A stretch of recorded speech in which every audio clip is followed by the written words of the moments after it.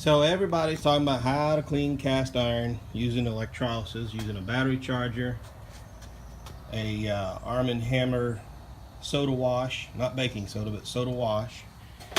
And I have a cornbread pan made by Griswold. And so I'm going to try it.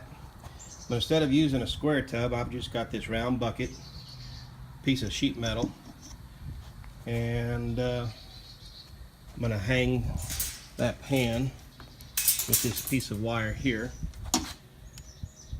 inside there.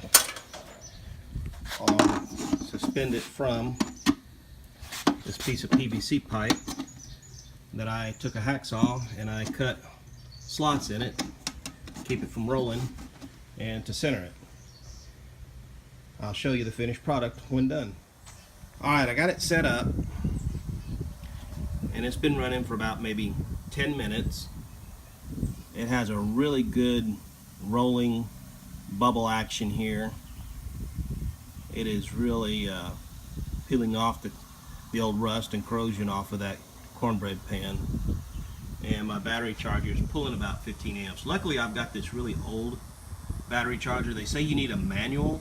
I don't know if this is manual or not. It has the word solid state on there, so we'll find out, because on an automatic it'll only go so far and then choke down to real low amperage. But so far so good.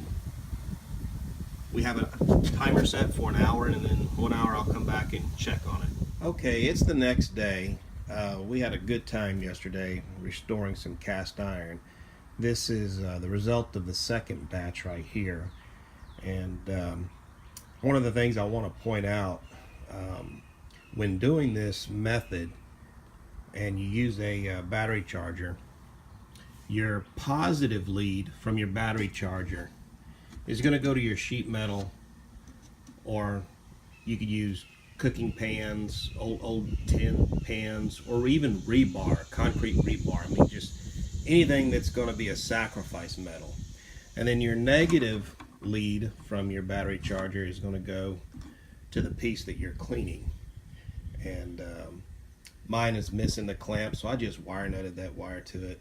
And you saw earlier in the video the cornbread pan. Well, this is how it turned out. It turned out really nice. We've already seasoned it. It turned out real beautiful. I can't wait to actually use it and make some cornbread with it.